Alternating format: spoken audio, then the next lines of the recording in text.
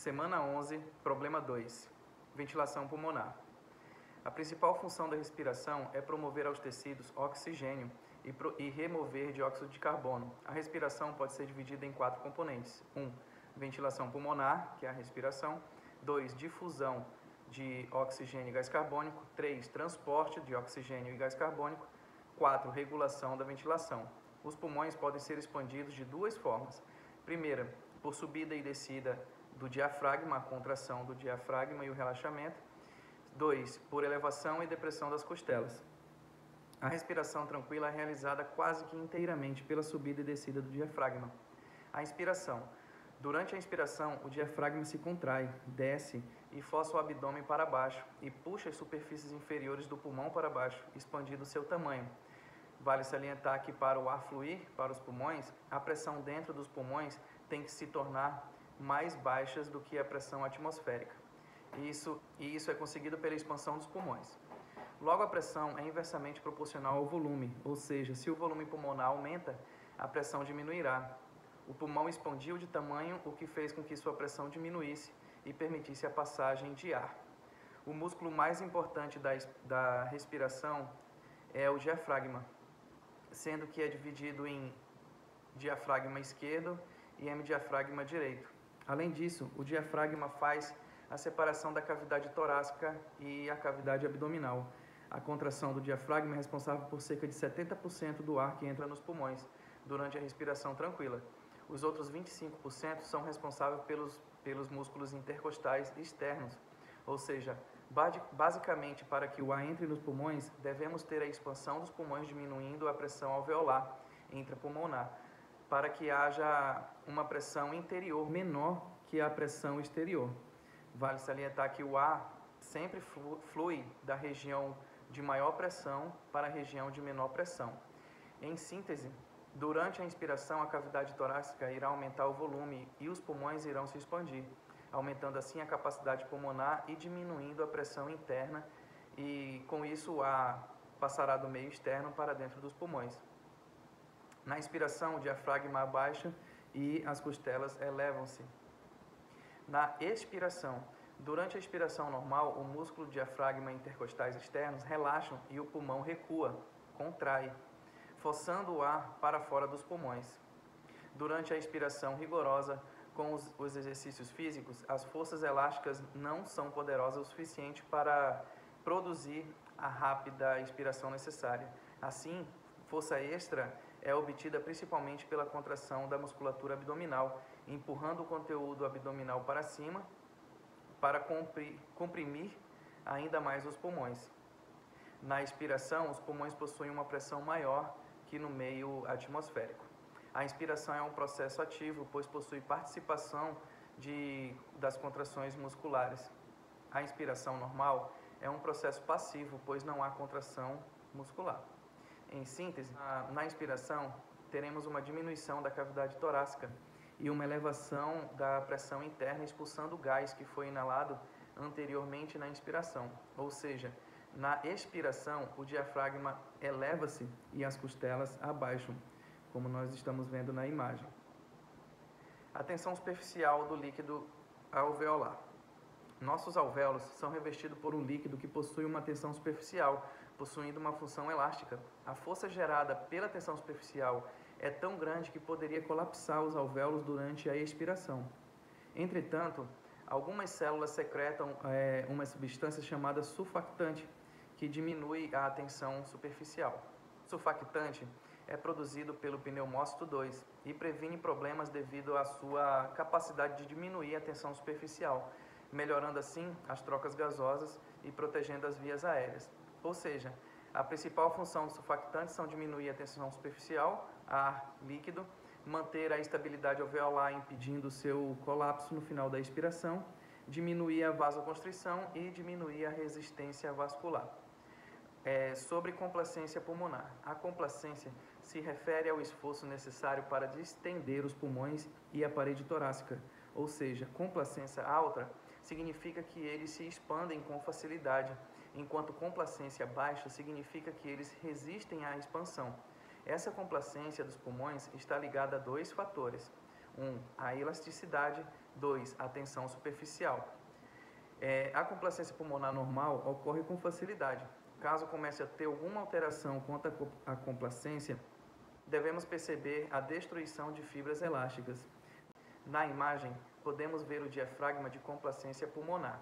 As curvas são chamadas de curva de complacência inspiratória e curva de complacência expiratória, e todo o diafragma é chamado de diagrama da complacência pulmonar. A complacência só são possíveis devido à primeira força elástica do tecido pulmonar propriamente dito, e a segunda força elástica causada por tensão superficial do líquido que reveste as paredes internas dos alvéolos. As forças elásticas do tecido pulmonar são determinadas pelas fibras de elastina e colágeno. Volume pulmonar. Na figura, podemos observar o volume máximo dos pulmões com os 4 valores à esquerda. 1. O valor corrente.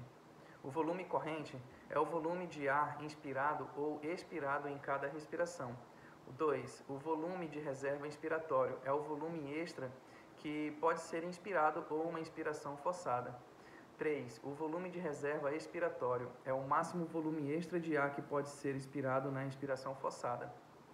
4. O volume residual é o volume de ar que fica nos pulmões após a expiração forçada. Já nessa figura, na parte direita, estão listadas as capacidades pulmonares, que podem ser divididas em 4.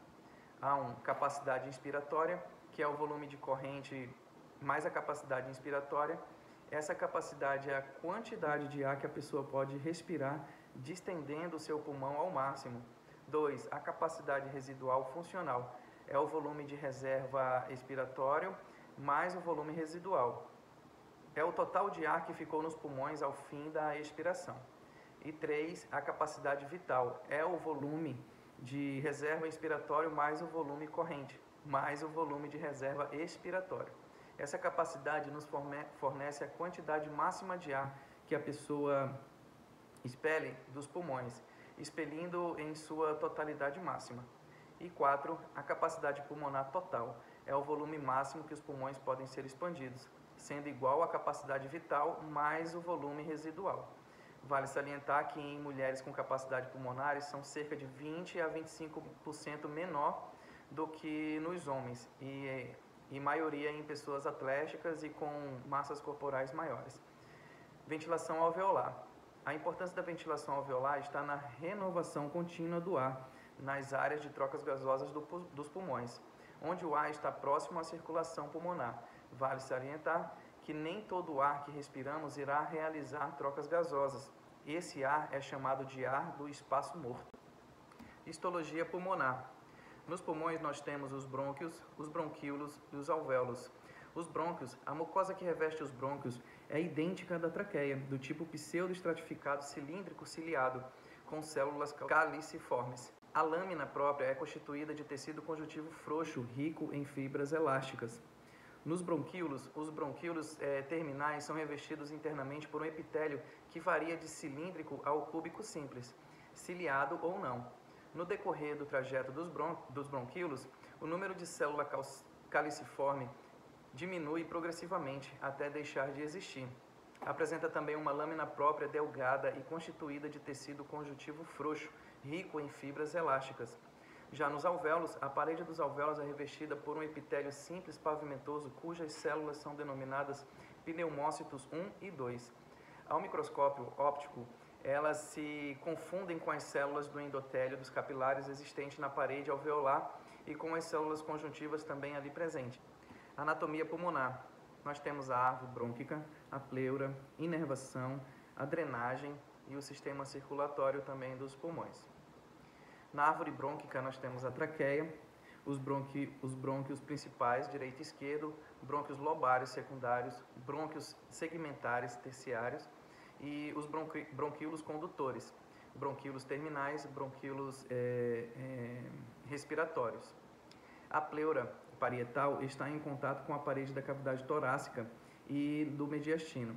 A cavidade pleural é preenchida por fluido para reduzir o atrito. A pleura visceral adere ao tecido pulmonar. No pulmão nós temos base, ápice, 2 superfícies costal e mediastinal, 3 bordas anterior, posterior e inferior. O hilo contém a artéria pulmonar e as 2 veias pulmonares. o brônquio principal e as artérias brônquicas, as veias brônquicas e os nervos e os vasos linfáticos. Na inervação, nós temos uma inervação simpática do tronco simpático e parasimpática do nervo vago. Na drenagem, nós temos os linfonodos traqueobrônquicos. No sistema circulatório dos pulmões, circulação pulmonar do ventrículo direito, tronco pulmonar, 2 artérias pulmonares, capilares pulmonares, pulmões, 4 veias pulmonares e no átrio esquerdo, na circulação brônquica, artérias brônquicas surgem da aorta torácica e veias drenam para as veias pulmonares ou ásicos. Nessa imagem, nós temos todos os segmentos do sistema de condução do ar, ali da cartilagem tireoide, da traqueia, da carina, que é a divisão, do brônquio principal direito, do brônquio principal esquerdo e do brônquio lobar inferior direito, médio e superior, assim como o esquerdo. Nessa imagem, nós vemos todo o pulmão, toda a divisão do pulmão separado por segmentos, anterior, posterior, apical, medial, basilar. O sistema circulatório nutritivo dos pulmões se refere à circulação brônquica. As artérias brônquicas fornecem oxigênio ao tecido dos pulmões, suportando a função primária de troca gasosa dos mesmos. As 4 artérias brônquicas se originam da aorta torácica. Artéria brônquica direita, 2 artérias brônquicas esquerda e artéria brônquica superior. Por outro lado, as veias brônquicas drenam o tecido pulmonar para o átrio direito através das veias pulmonares ou ásicos, como podemos ver na imagem.